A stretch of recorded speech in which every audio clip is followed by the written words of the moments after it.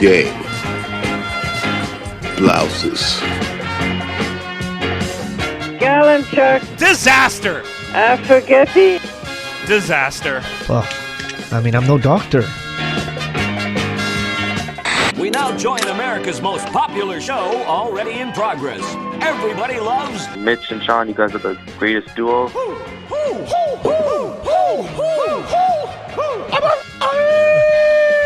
Fantastic.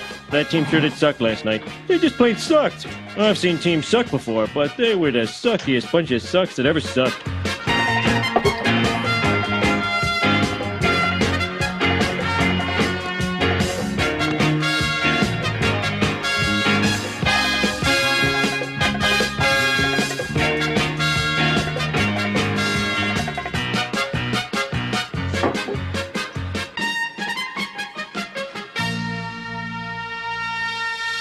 Welcome into another edition of the Post Game Pints podcast. Campbell, Gallo, brought to you by LaBrosse Brewery.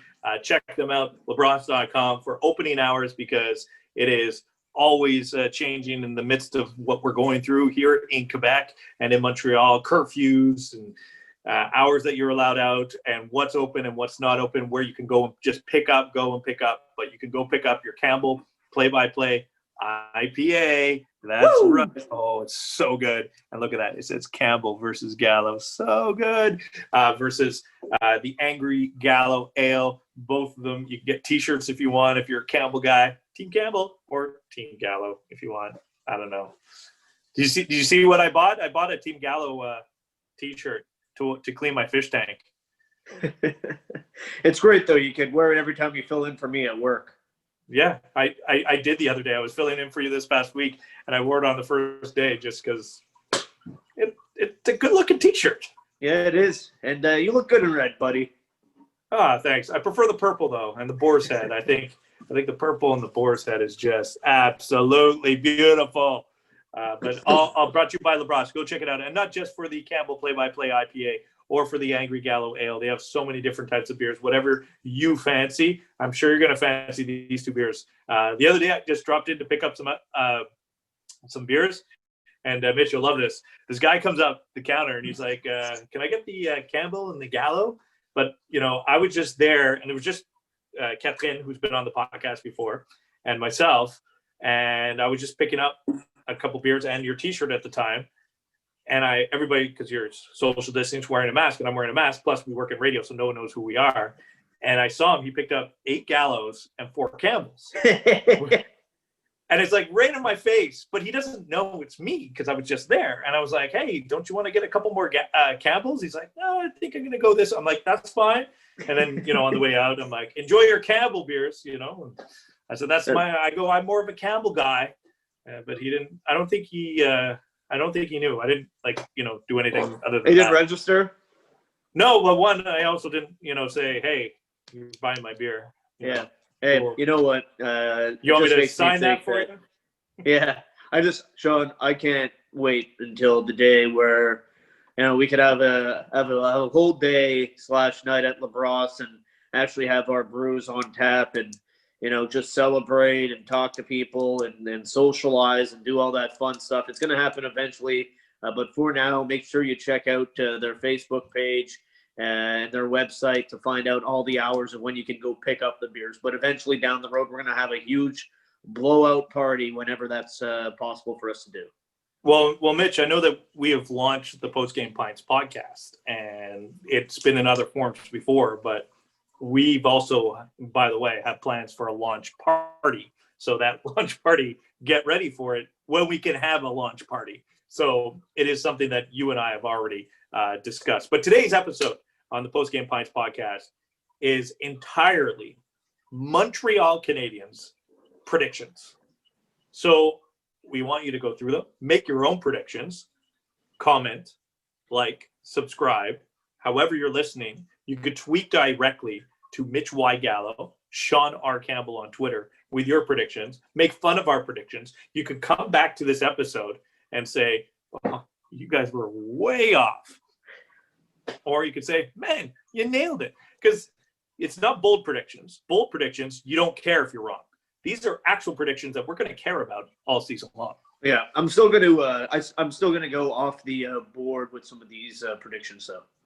Okay, sounds good. Because people love sticking it to you when you get a prediction wrong, and I think that's one of my favorite things about doing predictions is how much it bothers people when you get a prediction wrong more than it bothers me when I get a prediction wrong. I said Canada was. I said Canada was. I also love. I said Canada was going to beat the U.S. in the World Junior Final by 4 goals, and they didn't even score a goal. Do you think I care? No, I'm just Canadian and I care, but I don't care about my prediction. Yeah, the only thing about that is no one ever gives you credit when you're right. They only slam you when you're wrong. So it's really a losing proposition all along this episode. No, we pump each other's tires, Mitch. Like that year that I said the Washington Capitals were going to win and Kuznetsov was going to lead the playoffs in scoring, you know I was right. I still hang on to that one. Yeah. All right. So let's get into some Canadians predictions. And by the way, if you have a prediction that you want us to go through, comment, and we'll go through it next episode. That prediction, we'll clean it up right off the top of the show. So if you have a prediction that you would like us to get to, why don't we get to it? So, Mitch, where do you want to start on our Montreal Canadian predictions for 2021? Well, let's just start with the simple statistic, Sean. Who will lead the Canadians in goals? Who will lead the Canadians in goals? I've been saying this from the beginning since they acquired him. I think it's because he's going to get the most opportunities on the power play. Plus, he's a forward. He's a shooter. He's going to be playing the off wing. That means they don't need him to play defensively. I am going with Tyler Toffoli.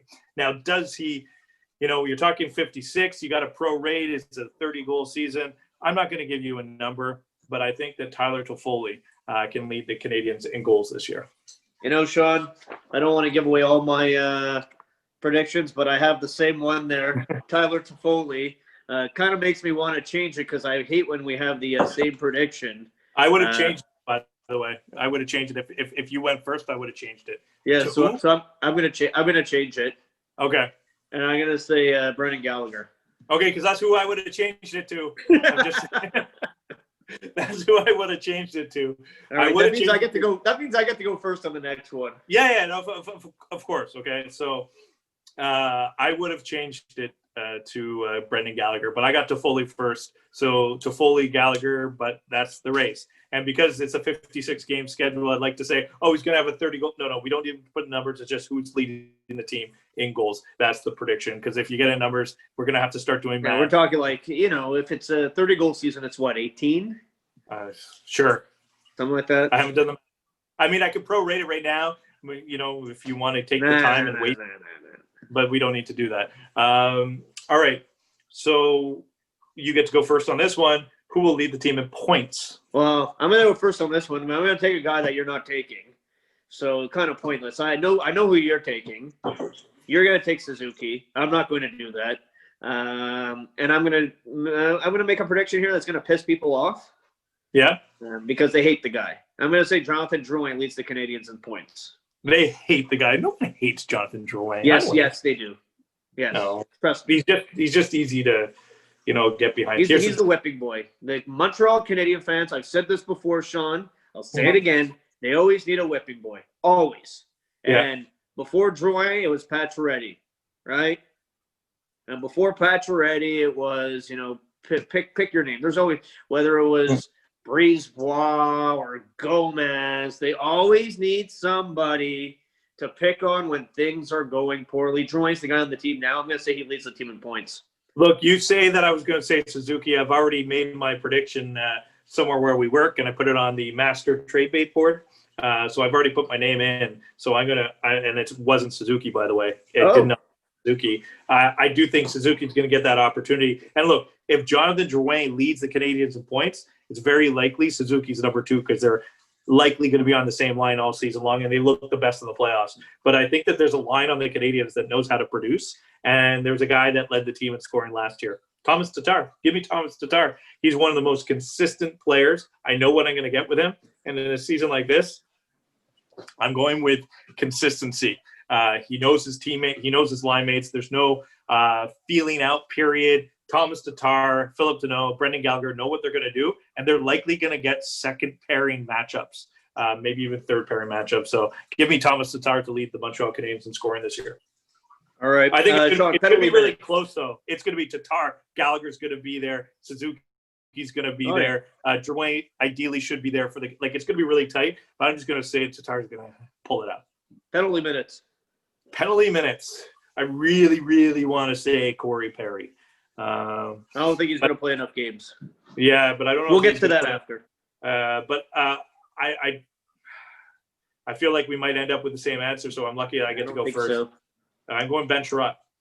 You're going Ben Sherratt? Okay. I'm going Joel Edmondson.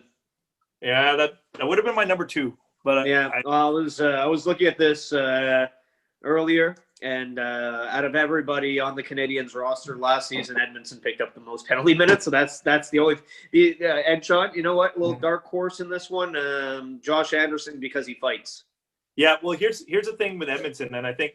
Because he's on a new team, a lot of times new guys on new teams like to prove themselves. Think about Edmondson with Carolina last year. Wanted to prove himself that he's going to be a team guy and pull things up. Edmondson, he knows he can be in the penalty box for a while, or even if he drops the gloves, because you got Sherratt and Weber out there. He's not high on the totem pole.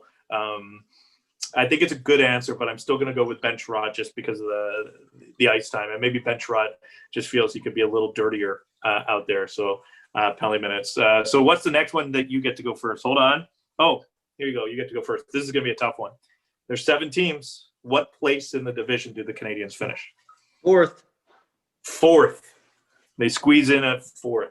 At 4, I have Vancouver 1, Toronto 2, Calgary 3, Montreal 4. I have Montreal 3. And that is Toronto 1, Vancouver 2, Montreal. All right, so 3. you flipped them, okay. So we're in agreement. Toronto's 1-2. Toronto, Vancouver's 1-2. Yeah, here's the thing. Looking at the Canadian division, and we know that it's tight. I think the Canadiens will be competitive because everyone's going to have to deal with injuries, and the Canadiens are probably the best suited to deal with an injury. Someone goes down, they have someone to replace them, already, and that's they have NHL players in waiting, and that's one thing that they can do. Their goalie goes down, they have a guy that started before. Not many teams can deal with that. I look at some of the, these teams. I think it's going to be so close. I'd be shocked, Mitch, if the winner of the division, be it Toronto or Vancouver, has double digits over number 5. No, you know what, John? In a 56-game season with shootouts and 3-point games, 5th place is likely going to be 9 points away. It's not only the 56 games, but it's also they're only playing each other. I know. It's going to be only playing each other. games. So for it to be that much of a discrepancy, Toronto, for instance, would have to beat Montreal in all 8 meetings. I don't see that happening. Yeah, no, it's going to be so tight. So, and 3rd place might be 3 points out of the playoffs. Oh yeah, I think it's really, really close. So yeah, so 4th and 3rd. So we both had them in. They just have to be better than 3 teams. What do we got next here? As I look down, I like these individual ones. Who will have more goals, Arturi Lehkonen or Paul Byron? 2 players that are starting to be on the 4th line, might be sitting out. I don't know. Paul Byron, hands down, easy.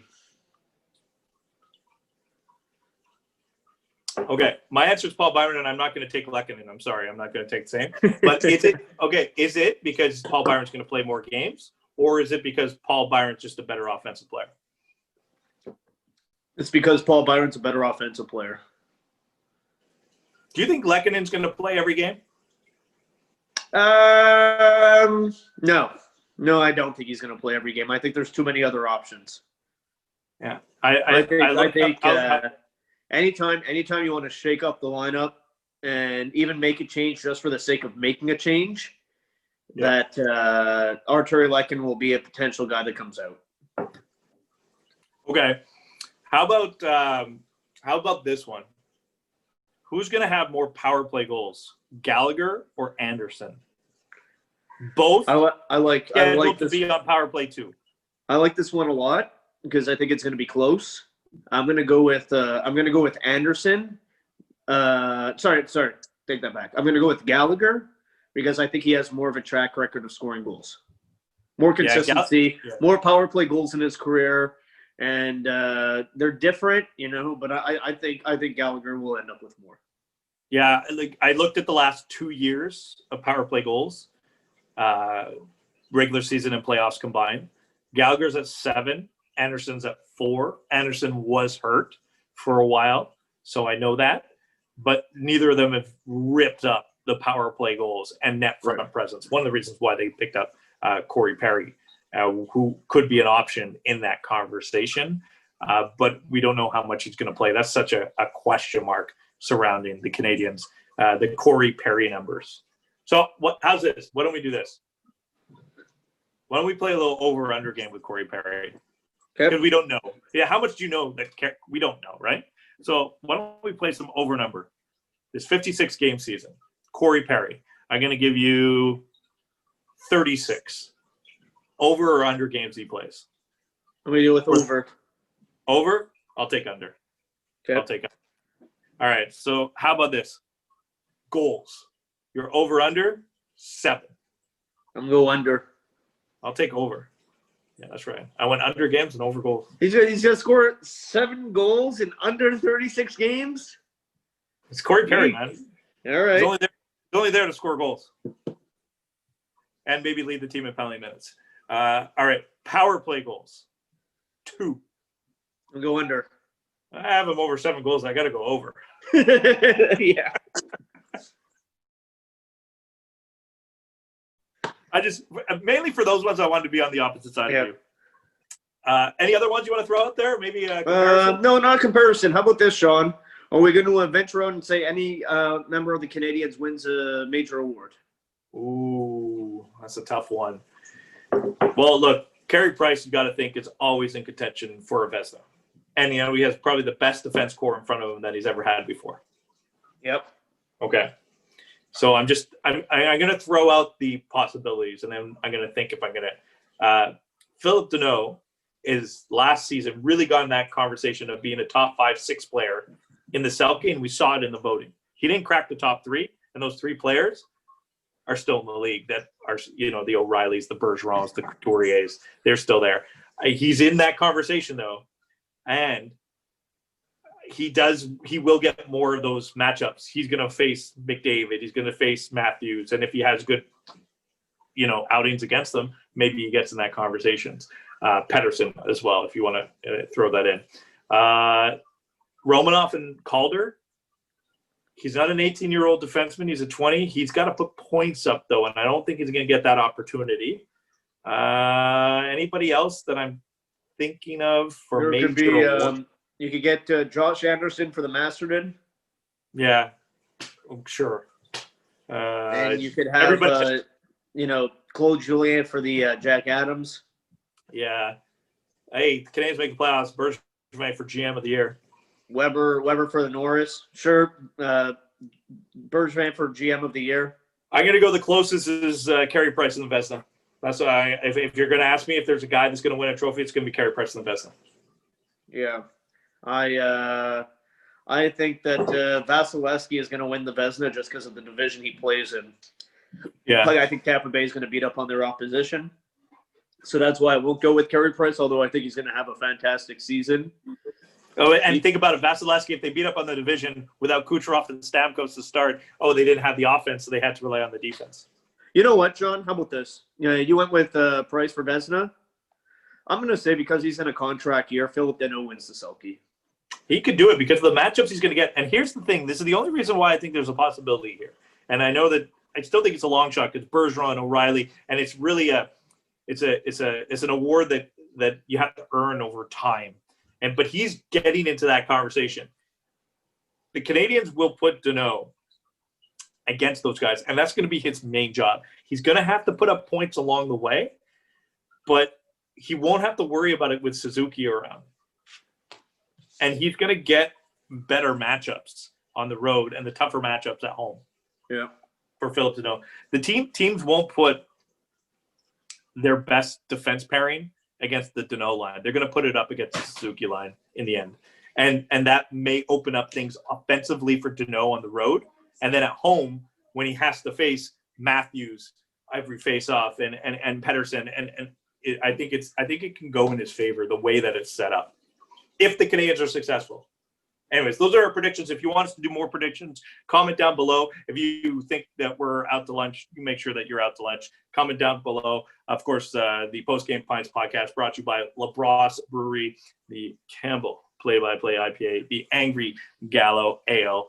Make sure that you check it out at labrosse.com with all the curfews and lockdowns going down in Montreal. Make sure you check their website when you can do your curbside pickup to pick up your latest beer. Because if you're in lockdown, you might as well go get some Campbell. Get some Campbell in lockdown. Don't call it. I like that name of the podcast, but it has to be something with the Habs predictions. So, what was your favorite prediction that we made so far? Deno for the Selkie. Yeah, do you want to name the podcast that? Or how about this for a little clickbait?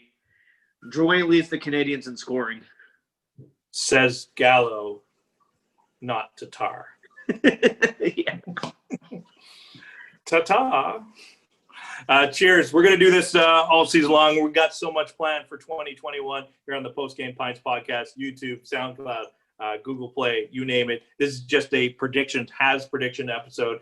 You can come back to it whenever you want to make fun of me saying that Corey Perry's going to score more than 7 goals. Was it 7? I said more. Does 7 count? No, I said more, right? You said more than 7. Who gets 7? You said less. So if he scores 7, we both lose? Yes. If Corey Perry scores 7, we both lose. Cheers. Well, how's that for your entertainment value? They've done their job very, very well. Awesome! No.